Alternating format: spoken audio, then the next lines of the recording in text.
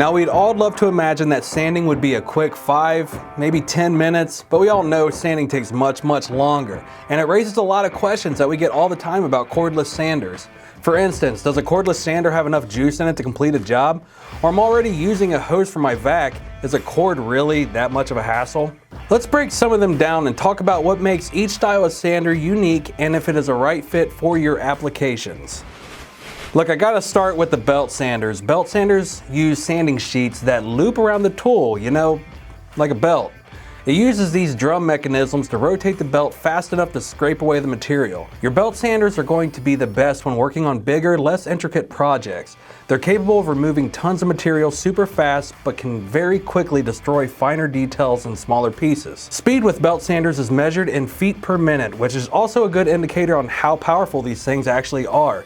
If you're not used to using a belt sander, you definitely want one with a variable speed dial.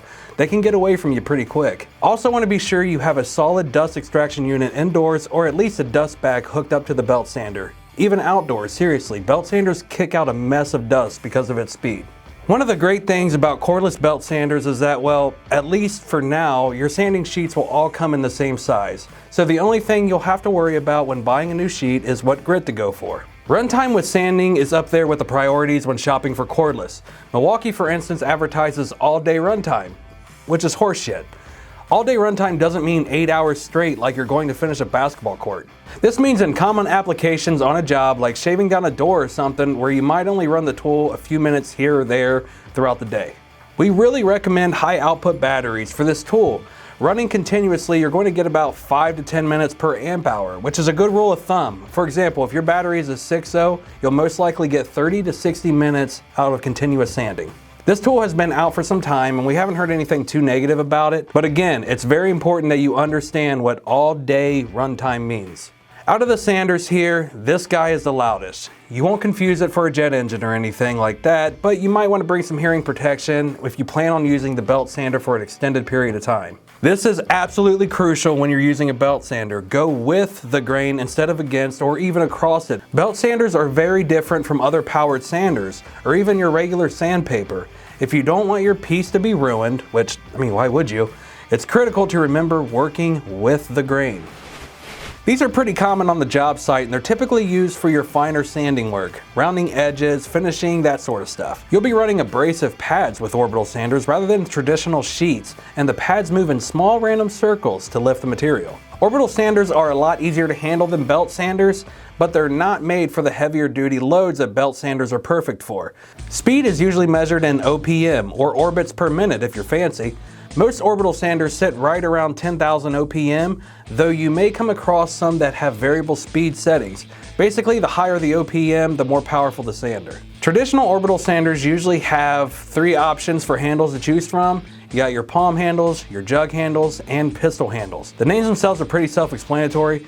Palm handles are able to fit into the palm of your hand for a more refined control. Jug handles are shaped like, well, the handle of a jug.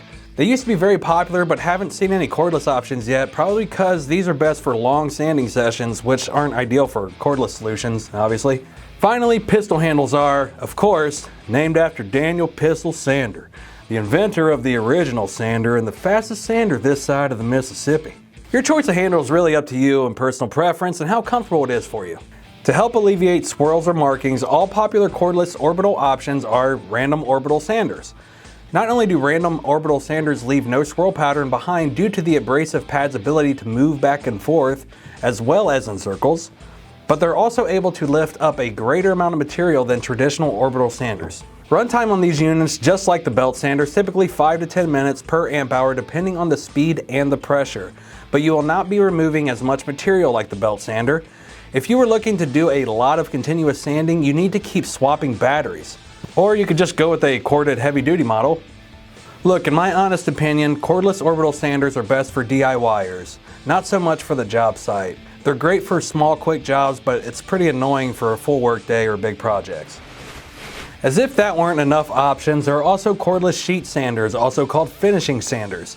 These guys are the ones you'll need to bring right at the end of your project. They're perfect for detailed work on smaller surfaces. And with their rectangular sanding sheets, they're perfect for getting into all the corners that your random orbital sander can't. Sheet sanders aren't going to be nearly as powerful as belt sanders, and they aren't that great at removing a lot of material. The back and forth motion of the sander tends to leave marks on your project, so you'll want to keep an eye out for those as well. These are less popular than the random orbital sanders, but definitely have their place, and happy to see this category growing in the cordless platform. When it comes to the smallest of sanding options, the detail sander has been the most popular option. It is simply putting triangle sanding pads on cordless oscillating tools, which actually works pretty well, I'm not gonna lie to you. We are now seeing dedicated detail sanding options with pointed pads. This is a go-to sander for trim or restoring furniture. Milwaukee recently launched an M12 version, which we wouldn't typically recommend a 12-volt tool for anything that needs longer runtime, but in this case, we really like this tool. Pistol grip gives a comfortable, light feel, and it's great for control and accuracy. If your orbital sander was Batman, the detail sander is obviously Robin. You may also come across cordless drywall sanders, which typically have long extendable shafts for tougher to reach spots and great dust collection. They also feature articulating heads to really get into every nook and cranny of the workspace.